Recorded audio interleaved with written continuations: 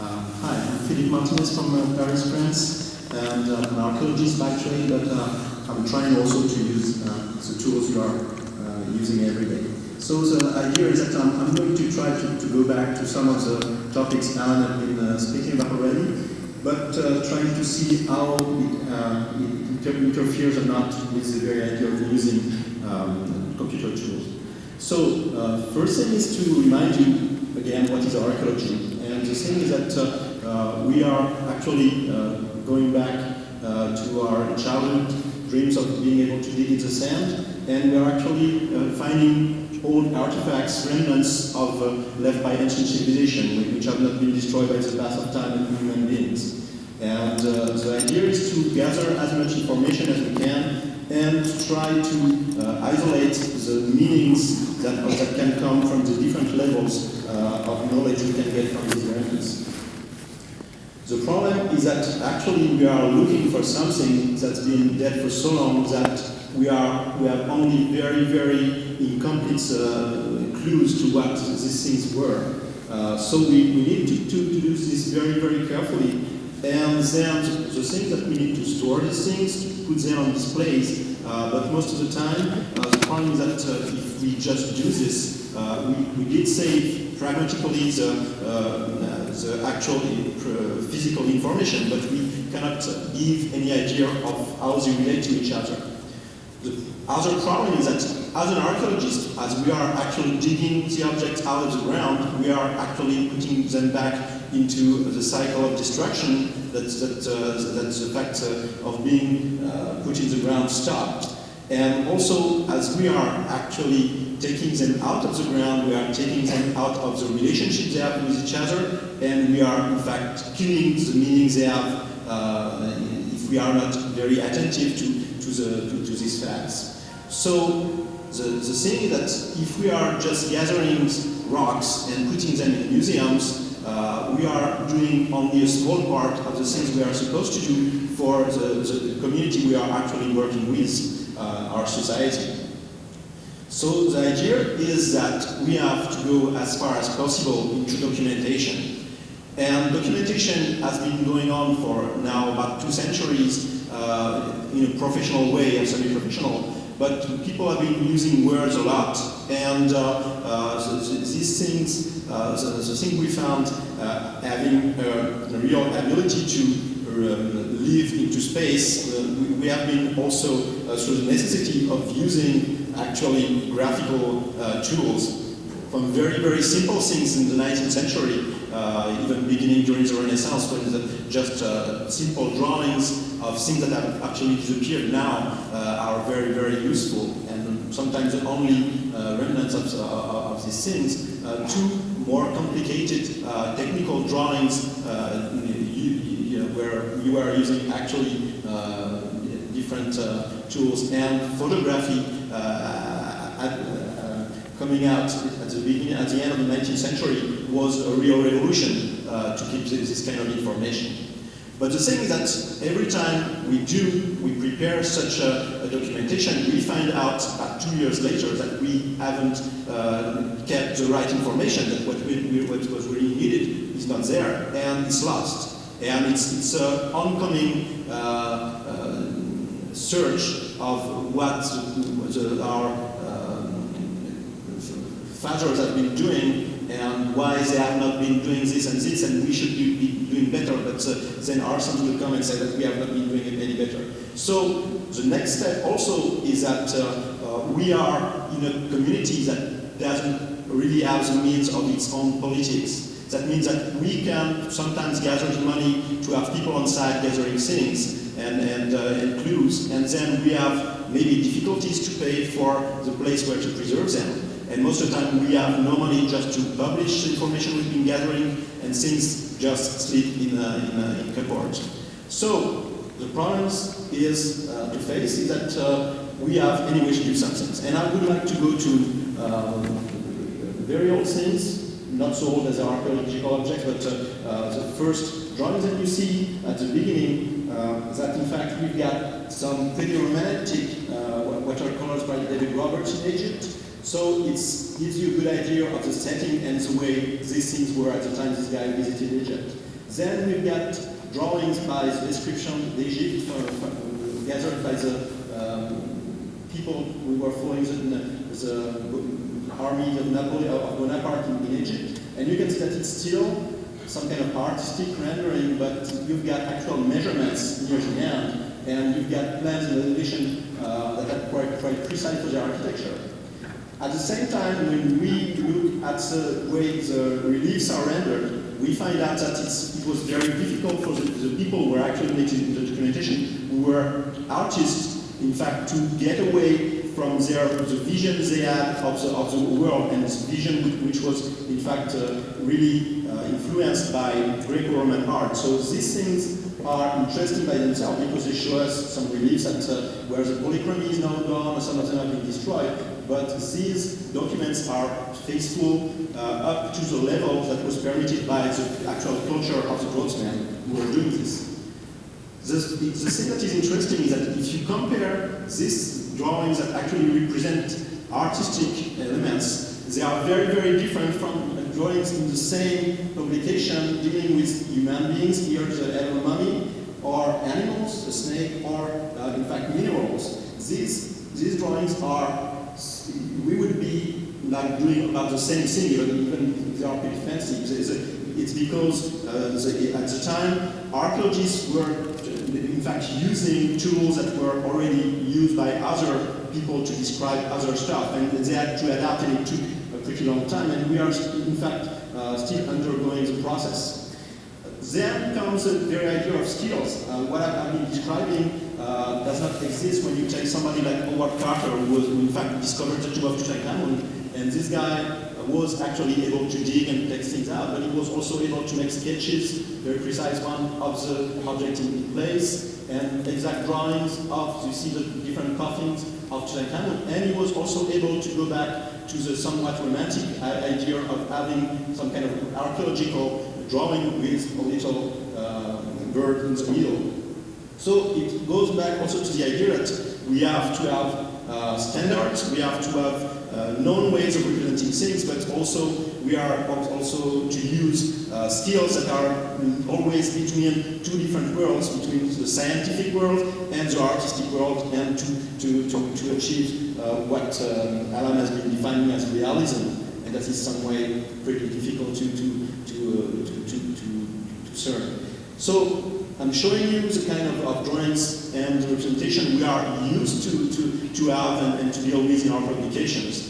And again, this goes to habits, again, coming from skills that are used by other communities, but also to the fact that most of the time, as we want to publish these things, a black and white ink and pen drawing is a lot more easier to publish and less expensive than other things. So it brings us back to the fact that once everything is done, we've got a very, very generous mess that we have to deal with and to try to put together to recreate what we call history. So I'm going back to the idea of Alan that we have, whatever we do, whatever the feeling we want to pass is a very, very harsh, dry scientific representation of our more romantic idea of what life was about. We have to keep in mind that everything has to be still in touch with the reality we've been able to describe from what we discovered.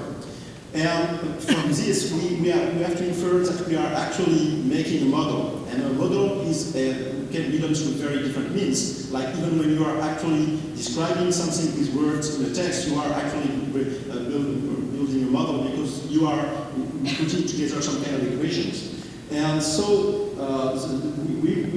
the idea was that to find tools that would bring us into the position that, in fact, we could actually build something that is more and more complete. Because, again, from what I showed you, you've seen that most of the documents we are showing are not poor, but are always incomplete. So that's really the important part of it. And another thing is that to be able to understand what these things were used for, how these things were interacting with the life of the human being, we have to go through reconstruction. and putting back things that are just broken together to be able to go further. So that these are different possibilities, and also then we have to ask ourselves why we would go to this or these tools. Like we could compare I would say more artistic hand modeling and 3D scanning, and to bring proof to what you see here, that the fact that hand modeling is I would say very difficult to use in archaeology. I will just show you this example. Statue described in a Louvre Museum, and you can compare what was possible to get through hand modeling in Maya, and so it looks like a scribe, but it's not exactly a scribe, and underneath you get the idea of the kind of data we get with 3D scanning. So when you begin to taste this kind of things, there is another way to start yourself. Again, once you define the possibility of using 3D scanning, there are very specific aspects of the research where it should be applied. 3D scanning, as we shall see, is still very expensive, so there is no way actually, but we hope it's going to come in the coming years, to use it systematically. So it has to be chosen for very, very specific problems, and we get a list of them here. And one of these things, of this case, is sites that are very difficult to access, and where classical ways of documenting these aspects are to be seen. For instance, here you can see that at the beginning of the 1980s, a 3D scanner was taken into a cave in France, and the very specificity of this cave is that the entrance of the cave is now underwater, and you've got to be a very skilled diver to be able to go there. So in fact, the 3D scanner was taken into the cave, and it was in fact put into use by divers from the French army, while computer graphists were above the cliff, working and receiving all the data that was gathered actually by the laser scanner, which was in the cave. And the reason why all this was necessary is that, in fact, there was no other way of getting the actual documentation, and also that it was not possible to get access to the site, so that to understand it, it was necessary to have a very precise model of it.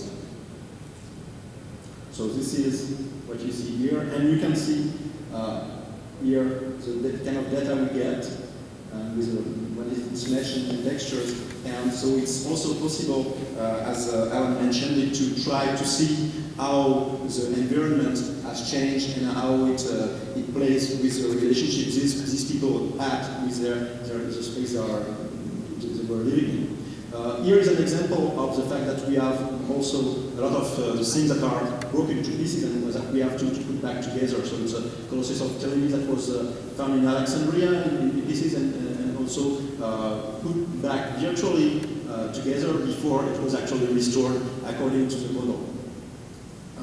Another thing is that it's a scan we did in Delphi on blocks of the Greek temple made of marble, and there the same tools that can be used to preserve information can also be used to get a metrical approach to the artifacts, and to check, for instance, here whether the columns were made with 3 or 4 grams, and so it brings, I would say, a more specifically mathematical approach to the actual reconstruction.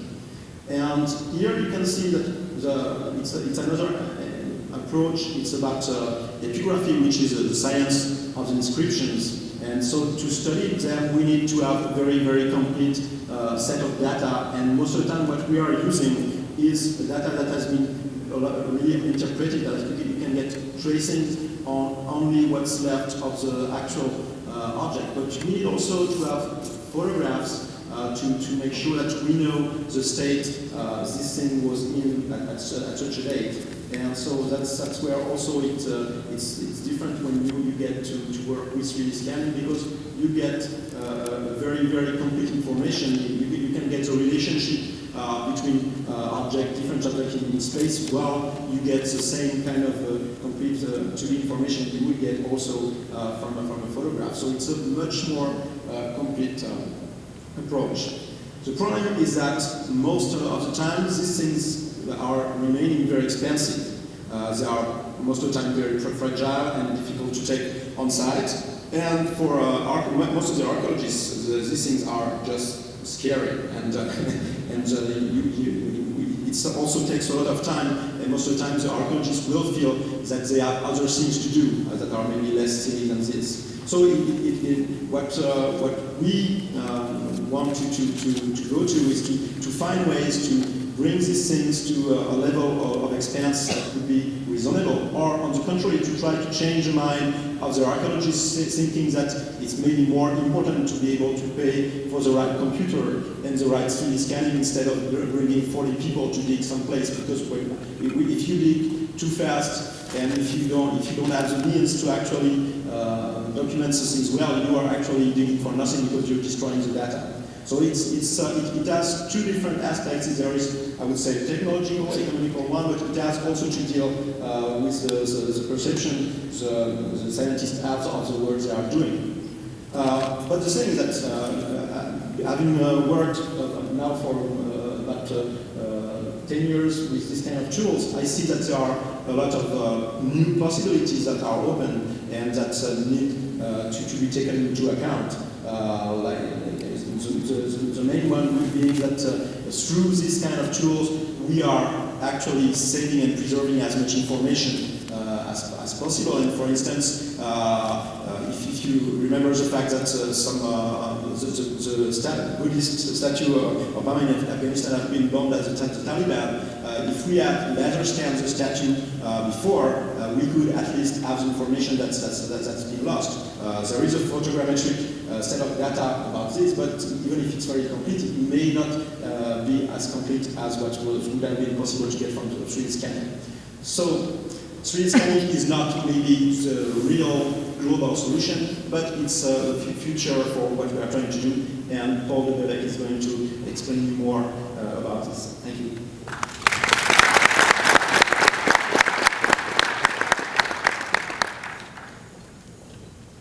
Thank you very much, Philippe. So, back on the PC here. One of the best ways to get 3D models of real-world objects, in particular artifacts, is 3D scanning. And I have a couple of things I can talk about today that show a bit of this process in action. And then I also have a little bit of video that shows 3D scanning combined with some traditional modeling and some advanced rendering techniques to try to bring some actual archaeological places to life. 3D scanning, we go here, basically takes two general kinds of forms. One of them, each of them is based on kind of fundamentally different properties of how light works. One of them is triangulation and the other one is time of flight. Triangulation basically is if you have two cameras taking a picture of the same object, or one camera and one video projector. If you can find where a particular point lies in both of these images that you would get, then you can intersect these rays and find where it lies in 3D space. In fact, that's very similar to how the human visual system does its stereo depth perception. And the only drawback to this is that really the points need to be visible in both of the images. There's also a completely different way of getting 3D geometry from the real world, and that's based on time of flight scan, where if you have a laser and you send out a pulse toward an object, you can simply measure the amount of time for that pulse to hit the object, come back, and return to be sensed by the scanner again. And then the distance is the time it took divided by 2 times the speed of light from there and back. And this is very impressive technology. It works for long distances up to 50, 100, even beyond that in meters. It tends to be a lot less accurate than the 3D scanning based on triangulation for smaller scale things. So it tends to be that time of flight gets used for environments. This is a time of flight laser range scan of the building that's outside our research institute in Marina del Rey. There's a photograph of the same thing. And you can get actually quite quickly very detailed point clouds of a real-world site. But what we tend to do is, for things like sculptures, use triangulation-based approaches. And This is a number of recent 3D scanning projects by a number of groups. They've all used slightly different technology, but it's fundamentally based on triangulation. This is a project with the Electricité de France that scanned 2 sculptures. These are all sometime in the 1990s. With a single point of a laser scanner, and then it's picked up by a camera that's about 3 feet away from there. Some nice detailed models. IBM Watson, this is Holly Rushmeyer et al. Used a structured light scanning system, essentially a video projector and a camera that took some pictures. I'll show a system like that in action. Plus they also use some photometric information where they shine lights on the sculpture from a number of different locations, which enable them to get the surface orientations with greater fidelity than just the scanner alone. The largest sculpture data set that's been taken to date was by Mark Lavoie and his team at Stanford University, who used a custom-built cyberware scanner that uses a laser strike and images that on an imager, so it can go a bit faster than the point-based technique from the Menzi scanner used here. And it's a very nice work by the National Research Center in Pisa, Italy, using structured light to scan sculptures. And I'll have a lot of examples of the basic process of getting 3D models from scanning that's exemplified using that kind of that particular project. So there's also another technique that's been making vast gains in improvements in the quality that can be achieved, and it's really quite stunning the kind of results that can be gotten now just using simply a plain old video camera and moving it around an object. So no video projectors, no lasers or anything like that. And these are some images from Mark Polifes of a cultural object here, and just from video is able to get a pretty good 3D model. In fact, he's even showing it here both with and without the textures, the photographs mapped onto the model. That's very important because oftentimes things, when they have the texture mapped on, look just fine because a lot of the shading cues that are in the original make it look like the geometry is a lot better than it really is in the textured version. But here he's showing it even without the textures, and you can see that he's getting a very impressively good scan, given that this is just coming from a plain old video camera. And if you want to go to the course that will be on Wednesday, right here, he will be talking about the techniques that he's been making and its applications to cultural heritage.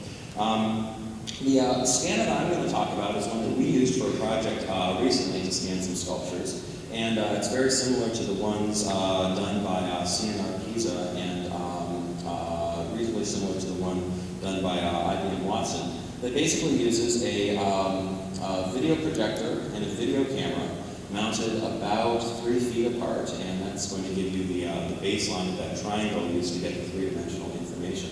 We went with a higher than NTSC resolution video camera, so this is about 1K by 1K pixels, as was the video projector. So essentially we can scan about a square meter of area at 1 millimeter accuracy. The thing that we were going to be able to capture scans of were particularly the sculptures of the Parthenon. And this is a rendering of the Parthenon in ancient times. And there's basically 3 kinds of sculpture for the Parthenon. There are the pediment sculptures underneath these triangular areas on either side, which are full 3-dimensional sculptures. These folks in the middle here are about 15 feet tall. Then around the outer colonnade, the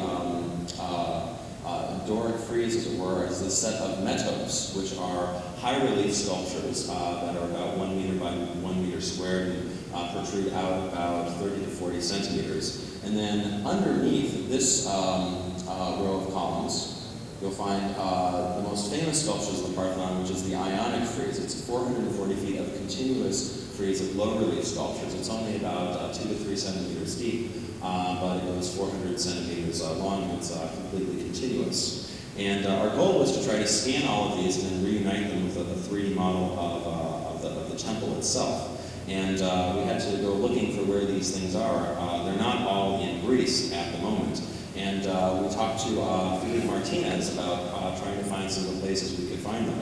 And one of the places that he found and actually he got us access to was the Louvre Museum in Paris, which actually has a piece of the frieze, it has one of the metos, and it has the head of Iris from one of the pediments. And then Philippe also found a museum in Basel, Switzerland, which doesn't have any of the originals of the sculptures, but it actually has casts of every single known Parthenon sculpture. So all the collections in Athens, Paris, London, Vienna, Copenhagen, and they even have a little piece of Malibu that we've learned about.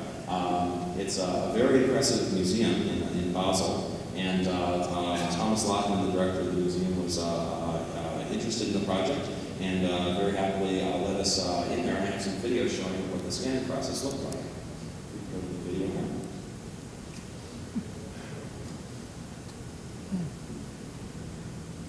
So I think we'll start out with some images of us in the Louvre. We spent about 6 hours there doing the 3D scan. We got a portable little suitcase computer, dual DVIs. That's Tim Hawkins, and you also see Chris Chu in these images, the folks who designed our scanning system. And there's these series of structured light patterns. There. And this is a 3D model that was created by a fellow we were very lucky to have with us for a while named Yikong Chen of the Louvre Gallery. The video is coming out quite bright, so you can't actually see much of the detail here. But we have the sculptures in place and a model of the gallery there. We then went over to the sculpture hall. And again, they have a huge amount of Parthenon sculptures. These are about 10 of the 52 metopes. And they have the sculptures of the pediments. In the case of the pediments, they actually have casts of the actual pieces, plus styrofoam reconstructions of what is known about the rest of the structures. This is a caryatid from the Erechtheion. It's one of the female figures that holds up the porch. It's right across from the Parthenon on the Acropolis. The north and south friezes are in the basement there. We're going to sped this up a bit. It was a bit of a challenge to get about 500 square meters of sculpture in the 5 days that we had there, but we did a little bit of working overtime to do it and managed to get everything done. And one of the things that we did, I'm pausing the video for a second, is we only had a black and white camera, but we ideally wanted to be able to get color texture maps. So since our video projector was a color video projector, we could actually cycle through projecting red and then green and then blue on the sculpture, take black and white pictures of those, and then combine those as the color channels of a color image, and that allowed us to get full color images of the frieze with our camera. So this is the full data set that we got in those 5 days there.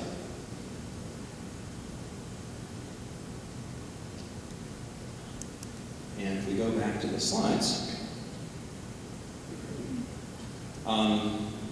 the algorithms that we used in order to create the 3D meshes from the data basically are involve corresponding those vertical and horizontal stripes tell you every pixel location in the video projector, how it corresponds to all of the pixel locations in the camera. If you look at one of the pixels that's recorded in the camera for every one of those images, look whether it's bright or dark in that sequence of patterns, it actually reads out the X and Y coordinate of what pixel of the video projector was projecting onto that point.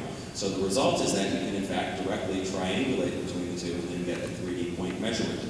Something that Chris and Tim worked on was trying to do even better than that, which is to actually figure out the sub-pixel localization of every one of those video projector points. If you just figure out for every pixel in the camera image, the closest pixel of the video projector image that was on it, that gives you a discretization in depth of your 3D scan, and you'll see that you get quite a bit of stair-stepping here, and there's obviously a lot more detail in the sculpture than that.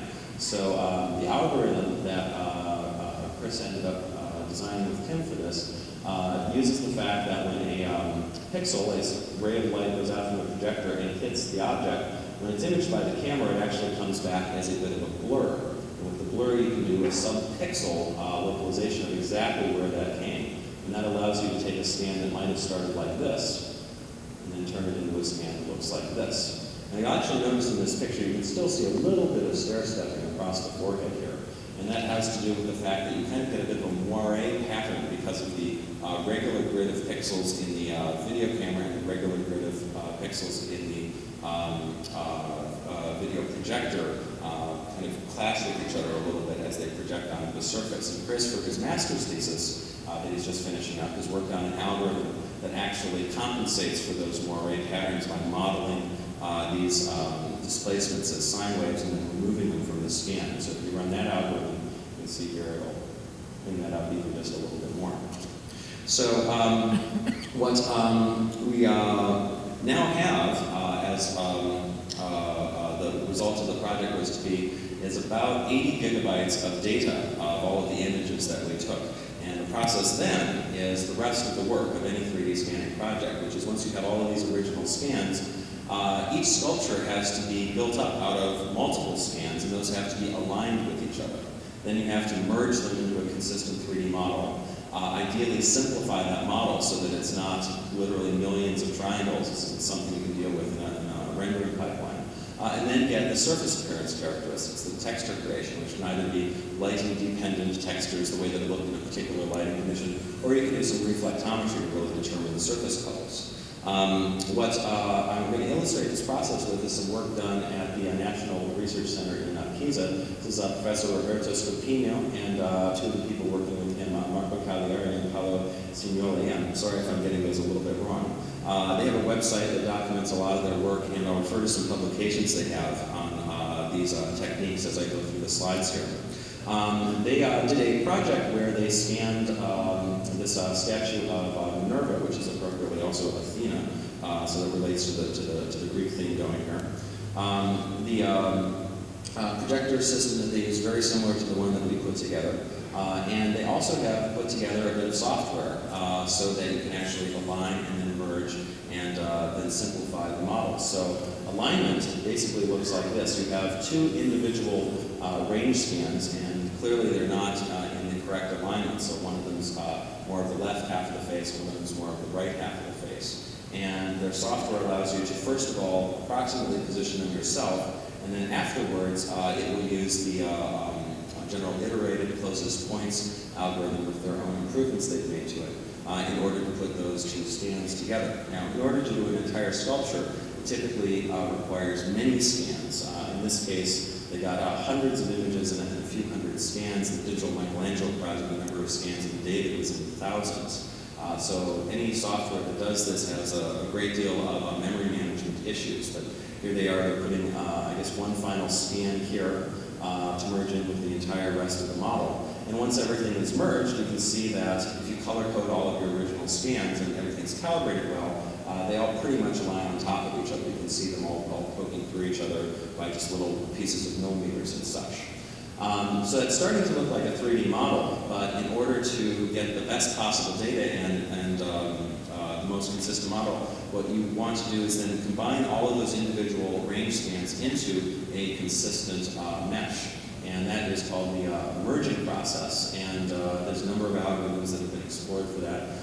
Stanford has done one based on polygon zippering, another one based on volumetric techniques. And if you take a look here, this is just the head of Minerva that's been turned into one consistent polygon mesh. At that point, usually the polygons are about the same size as the pixels of the camera that took the scans, and that can easily be millions of polygons, which still on today's graphics hardware is difficult to deal with. So simplification, which is the replacement of polygons with larger polygons, small polygons with larger polygons that are still very close to the surface. In particular, doing that in these smoother areas of the surface where it won't degrade the quality of the model as much. Is the simplification process. And these are some results that they've worked on with the digital Michelangelo project data. You can see here that all of these versions of the David's Eye look about the same, certainly at this resolution. But as it turns out, this one is 161,000 polygons, and this one is only 6,000 polygons. And they have similar results here for one of the slaves that was scanned. The next part of the process is to texture the models, to use those photographs that were taken, which often can be the same photographs taken for 3D scanning, map those back onto the geometry to get the surface appearance. And this is a merged and simplified model that hasn't yet been textured. And as you can see, for a lot of sculptures, they actually are painted. And so getting those textures on there is very important in order to represent the artifact faithfully. What you also need as another part of the process is to find ways of visualizing the models once you have them as well. Roberto's group has come up with a visualizer that they've demonstrated with the digital Michelangelo data set, where the user uses this window to position a virtual camera looking at the sculpture, and then they see the view here. By having these two separate views, it actually gives you a much more intuitive interface than just seeing one view of the sculpture and having to guess which mouse controls do which in order to rotate and move around it. So it's very easy to go from this view and then examine another part of the sculpture that you might see, for example, here. So this scanning process is actually very good for things like plaster sculptures. But as it turns out, a lot of things are more complicated than plaster sculptures in terms of how they reflect light, or even marble sculptures, or even painted sculptures. In fact, as it turns out, there's lots of stuff that just doesn't really fit into this scanning system that are very important cultural artifacts that you might want to make models of. So for example, some hard to scan artifacts would be this jade sculpture. It's difficult because when light hits it, it goes inside the jade, bounces around, and comes out somewhere else. So even if you could scan the surface of it, you might not be able to really record how the light moves through it just by a surface model. Things like fur and hair and plant matter might be part of a cultural artifact. There really is no great surface geometry to use for this that you could get out of a scanner. So it would be difficult to get a model of this. Things that are very shiny and have lots of interesting refractive and reflective characteristics. The laser beams with structured light patterns will just bounce around and you can't find the correspondences very effectively, so you couldn't get the geometry, and then just taking photographs from particular viewpoints and mapping them back on doesn't really characterize all the interesting ways that light refracts through the objects.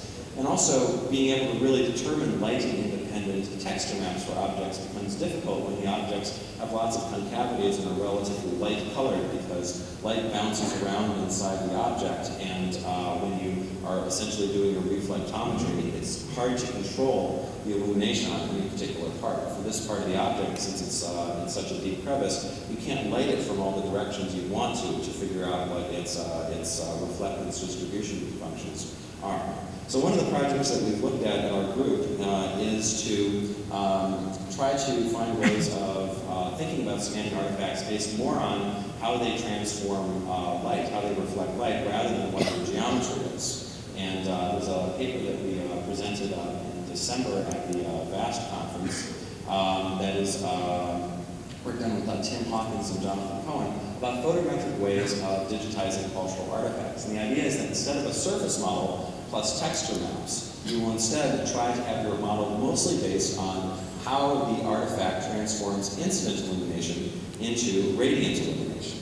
And the device that we built to actually take this data is our second light stage device here, which you can see in here a Native American headdress that's been placed in the middle. And this thing has 32 strobe lights arranged in a semicircle on a rotating arm that allows you to illuminate the artifact from every possible direction light can come from and get a picture of it with this video camera very quickly in just a short amount of time. So you get sample images that look somewhat like this. This is the headdress that from one direction and another direction.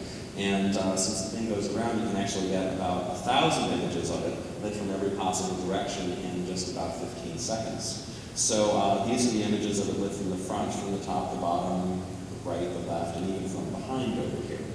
And the thing that you can do with this kind of data set is to actually show it under any form of illumination, not just spotlights coming from any particular direction, but something that's important for integrating these objects into real-world scenes, which is to show them under arbitrary environmental illumination, like the light you might find outside in a forest, or out in the sunlight, or inside a hut, or inside a candlelit cave. What you can do in order to do that, we don't have geometry of the object, so we don't know the surface normals. We don't really have texture maps for it. We don't have specular coefficients or diffuse coefficients specifically. But we do have this data set of how it appears with light coming from any particular direction. So as it turns out, you can actually, if you have an environment of illumination, this is the Grace Cathedral lighting environment that we have on our website. If you resample the lighting environment into the same coordinate system that you have of these images, then you can say for every direction that we lit the object from, what is the corresponding color and intensity of illumination coming from that direction in the environment. If we take a look at that, we can actually illuminate all of these different original views with the corresponding colors in the environment, add all of the views together, and get images of what this artifact would look like under the light of Grace Cathedral, or in this case, under the light of the Eucalyptus Grove. And it simulates all of the indirect light from the ground, from the trees, and the skylight. Every single direction of light is actually coming from the environment. If we can switch to the video, I can show some of this in action.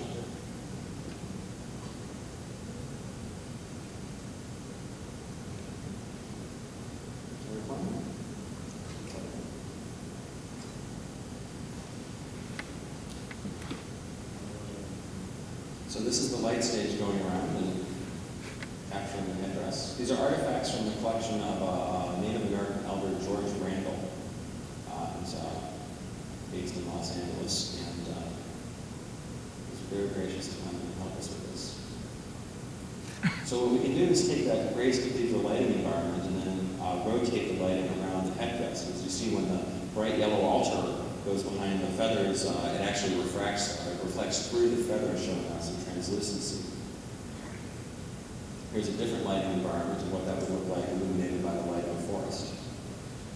And again, there's no 3D model and there's no specific model of what any of the reflectance characteristics are. But we're getting renderings that show all of the right global illumination effects. This is a drum. It's a deerskin on the front. You can actually see that our renderings show the translucency as the light goes behind the drum there. You can even see some qualities of the paint looking at it lit from behind and from the front that you wouldn't see in just a standard texture mapped model. This is showing some objects that actually have some significant specularity on them down here. We had to record everything in high dynamic range in order to get those specularities to show up in the reflectance field data sets that we got.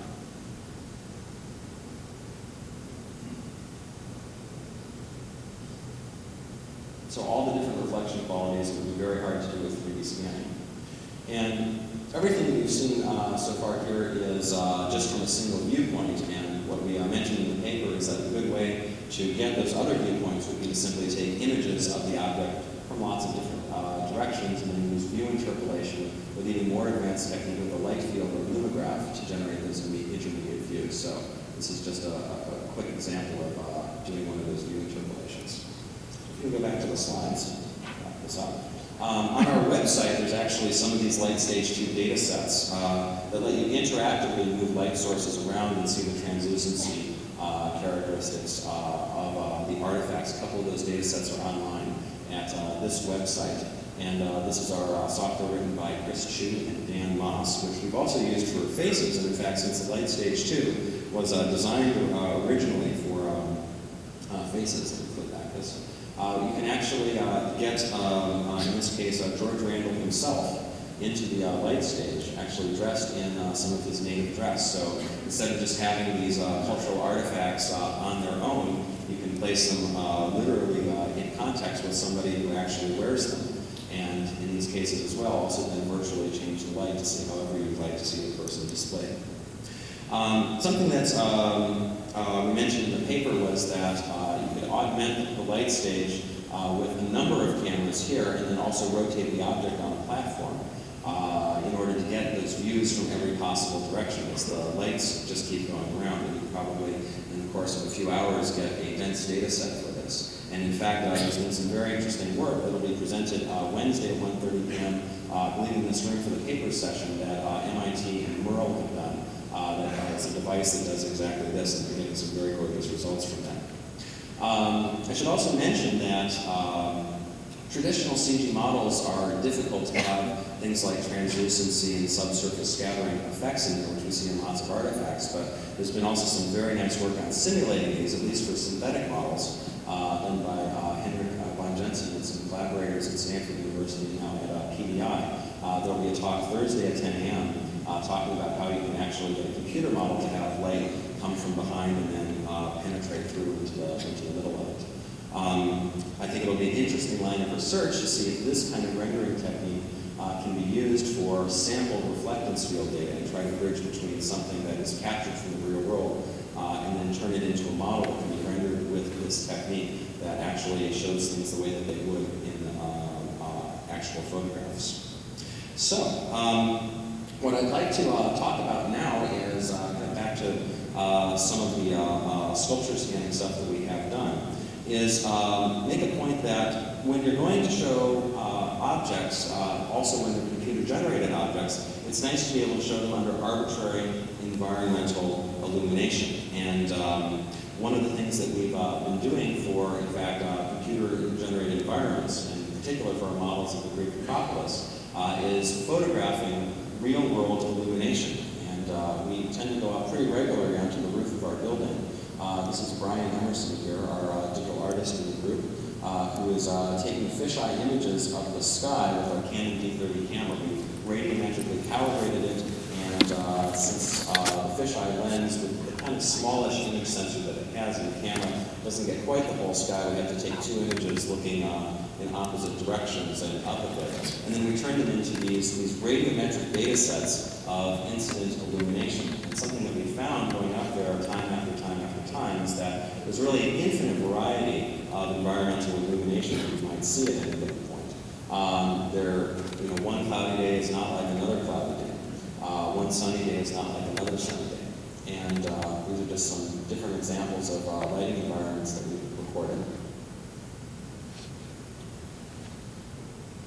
And using some of the image-based lighting techniques, we can illuminate our CG models with these measurements of real-world illumination, even if they're not just CG objects, but entire environments. So this is one of those lighting environments, and this is a model of the Parthenon in the Greek Acropolis, actually illuminated by that environment. And this is, important to say, a completely untextured model, but it gets a lot of visual richness when it's being illuminated by complex illumination.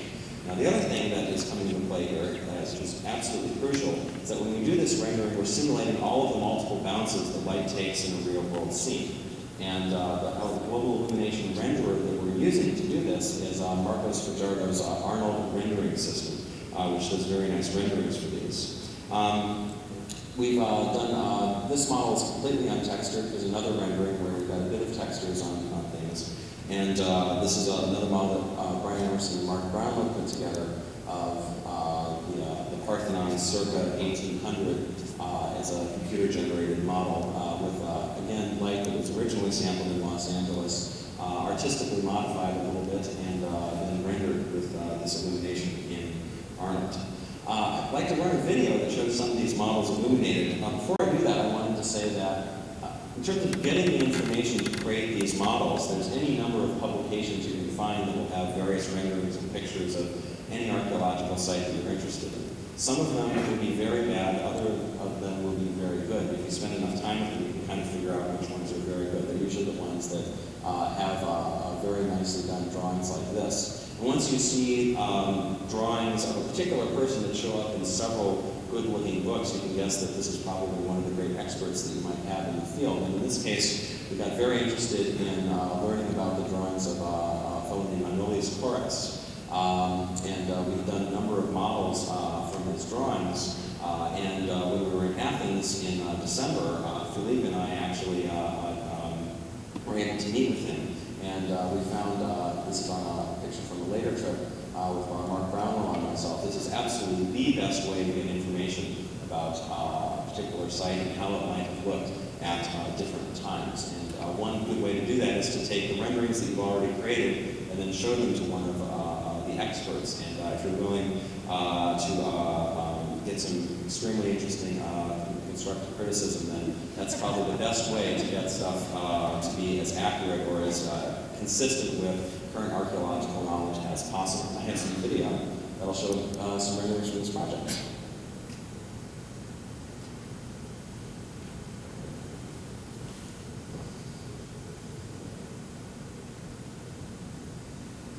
I think there'll be some audio here.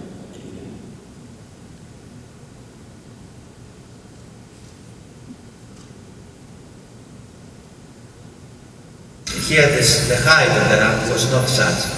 Actually, on this side, the ramp was very small. In terms of inertia, this had just 70% the inertia of that. And therefore, the Very stones interesting. taken down were never further used for anything. They just sat out there. Therefore, the stones are here. Wonderful.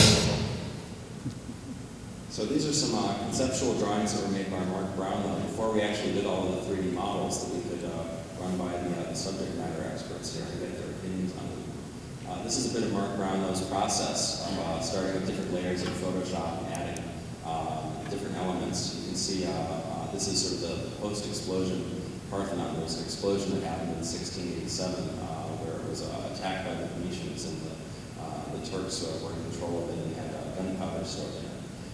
That's a bit of our process of using actual scans from the archaeological books as image planes in Maya, and Brian Emerson has used that process to model things. So you just texture map it onto a polygon and sweep it through the model in order to make sure everything lines up. This is an Arnold rendering that Brian put together of the Acropolis. That's a dynamic simulation in Maya that Hiro Matsukuma, who was with us last summer, put together. Here's the shot of the circa 1750 Parthenon, wireframe, flat shaded, and then finally with global illumination with the textures that we painted for it. Here's that process again of capturing real-world illumination. And again, what we do is we actually take each picture at several different exposure levels to get the full dynamic range of light that's out there and to get a radiometrically calibrated data set. We traditionally use this for rendering CG objects in various interior environments. But it works just as well to take pictures of the real-world sky and then illuminate an entire large-scale environment with that. And then showing sort of with and without global illumination. For integrating some of the sculptures in, this is a character from the Erechtheion.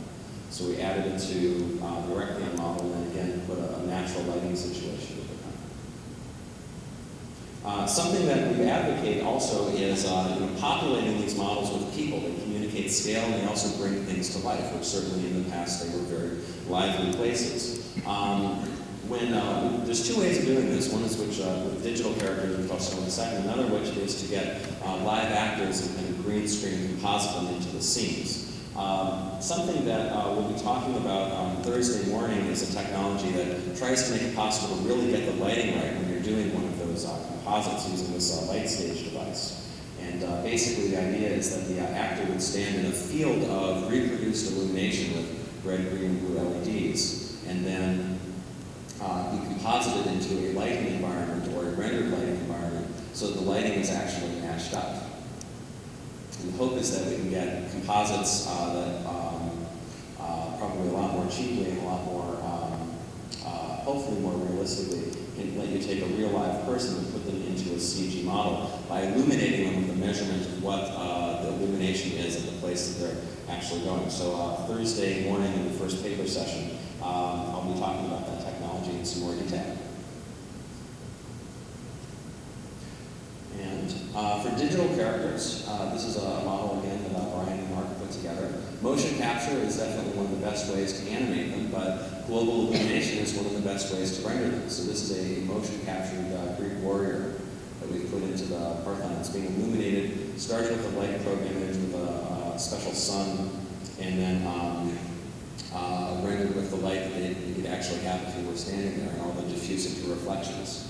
And just a couple of sequences that have been fun to take with our Canon D30 camera. We bought a timer remote for it that lets it take a picture every 3 seconds. And if you put a gigabyte microdrive in the thing, you can basically let the thing run for about 2,000 images. And this is actually a real sculpture, a reproduction of one of the pediment sculptures of the Parthenon. This is some actual time lapse from Athens, and the resolution on this stuff is better than motion picture film, because we have over 2,000 pixels across here. And in the film that I'll show you at the very end of this talk, it uses a couple of shots using this technique. This is our early moving rendering of the Parthenon illuminated by real light. This is kind of a fun thing. This is a painting by Lawrence Alma Tadema using basic image-based rendering techniques, putting various cardboard cutouts here. You can actually take a painting, which is, in this case, a 19th century artist's interpretation of the Parthenon frieze and Phidias, the sculptor of the frieze, which you can turn into 3D and get a sense of the space there. finally, here's a fisheye rendering of going in post-explosion.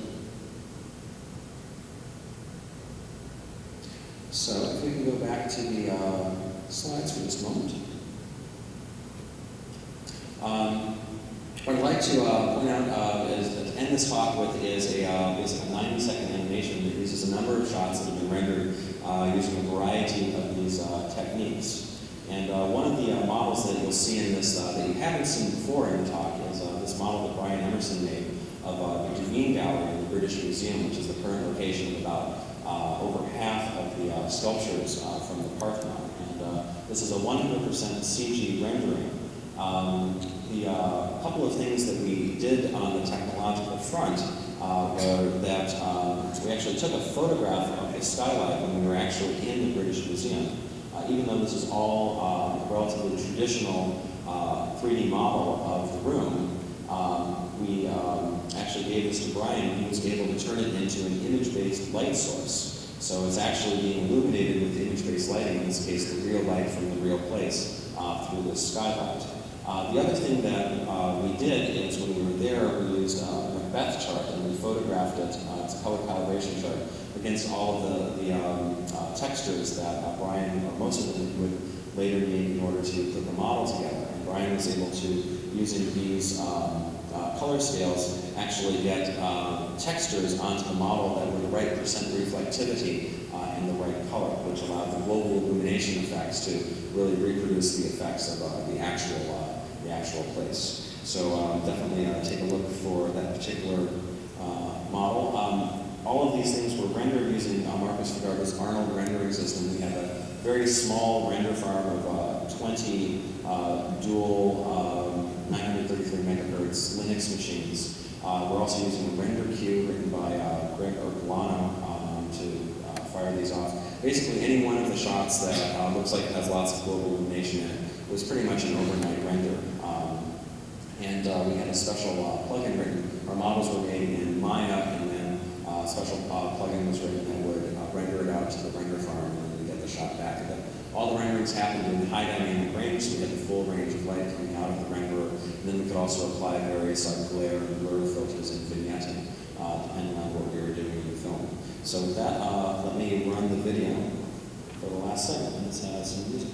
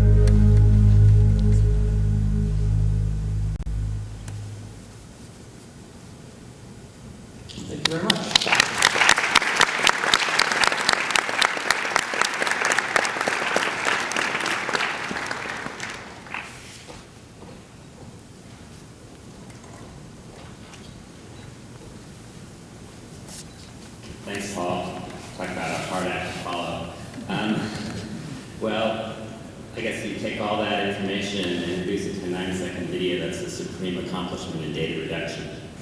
I'm going to talk, if I can have the slides. If I can find the slide.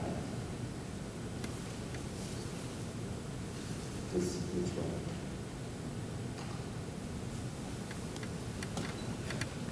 All right, you may be thinking at this point, these are wonderful accomplishments. Obviously, took some time and a lot of effort. How can I get started? I don't have a 3D scanner. Maybe I have a camera. Maybe I have a little bit of time and an interesting site I want to explore. So I'm going to look at some pretty low-tech methods, really, compared to what you've seen, of acquiring models and rendering simulations of those models. Lighting simulation can really be broken into 3 steps. There's model generation, which we've heard a lot about, simulation and rendering, which we've heard a little about, and visualization, which we've sort of seen. The model generation part, first thing you have to ask yourself is what is the level of accuracy that I require? And you may be surprised that it's not all, in all cases, it's not that high. You might be able to get by with something as simple as a tape measure, Macbeth's chart, and a digital camera. If you have an aerial photo or site survey, that can help as well. In trying to decide between a tape measure and a depth scanner, you can look at your requirements and then look at what you can afford to spend. Tape measure might require a digital camera and an assistant to hold the tape measure. That's very looked at. You get centimeter accuracy out of it, which in some cases is good enough, in some cases not. If you're trying to scan an artifact or get detailed geometry, you'll really need something more like a laser scanner or a white light-based scanner. The white light-based scanner does require further setup and computer equipment and data reduction especially. For a tape measure, here's an example of accident reconstruction, which is, you can think of it as recent archaeology, trying to figure